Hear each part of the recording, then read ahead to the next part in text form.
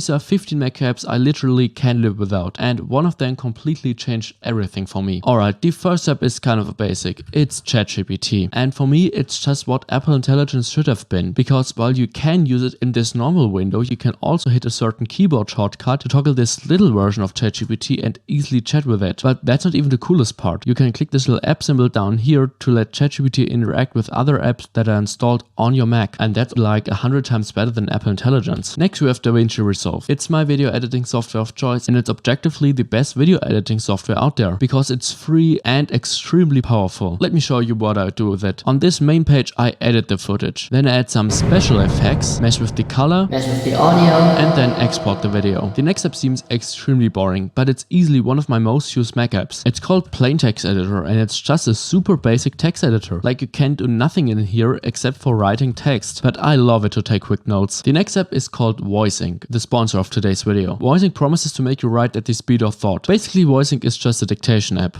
I love pizza, but it's packed with so many cool features. First of all, you can enhance your dictation, like fixing mistakes, or you can set it to something completely random. Please subscribe to this channel. I beseech thee to subscribe to this channel. I told the enhancement AI model to make me sound like I'm from the 18th century. And there's also Power Mode, which means enhancing your dictation based on the website or app you're on. But my favorite feature in Power Mode is called Auto Send, which automatically hits enter after your dictation is pasted. Write a poem about pizza.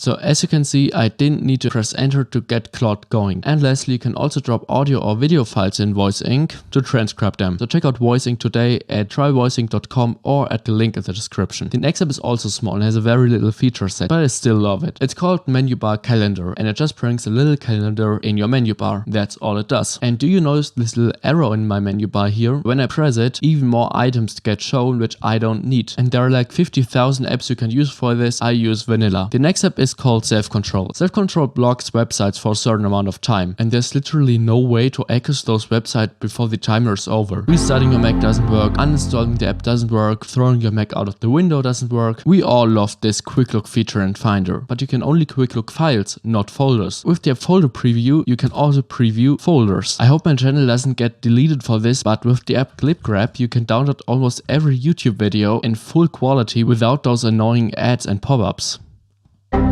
Command X brings a feature over from Windows that Windows probably had since like 1985, and it's just the ability to cut and paste a file. So I can select all of these files, hit Command X and Command V in the new location. They're all there, but gone in the old location. Before we continue to my top 5 Mac apps, I want you to send me your computer's desktop. And when this channel hits 1000 subscribers, I'll make a video where I rank all of them. So make sure to subscribe, click the first link in the description and send me your desktop. Back to the video. In the past few months, I've been trying out a lot of new fancy browsers. But for some reason I always came back to Helium, and it's basically just Google Chrome with a smaller UI and without this Google account and AI stuff. If you have devices that are not in Apple's walled garden, the next app is a must-have for you. It's called LocalSend, and it's basically AirDrop but for every operating system. The devices just need to be in the same Wi-Fi network. And I just received something from my Google Pixel phone. Did you know that if you normally uninstall an app from your Mac, some hidden files that the app created will stay on your system? To don't let this happen to you, uninstall the app using Pure Cleaner. Right here I have several windows of the same app open, but I can't switch between them using my keyboard because the native app switcher just allows me to switch between apps, not windows. To fix this, I have the app called Alt-Tab, and with Alt-Tab I get this beautiful app switcher UI. Unless you've been living under a rock in the past few months, you probably have heard about Affinity. Yes, that free Adobe killer, and it became my software of choice to create the thumbnails for these videos. But it's overall just an outstanding piece of software, especially when you consider that it's free. Thanks Canva. These were all apps I had for you in this video, but you can click on this video to see even more super cool Mac apps.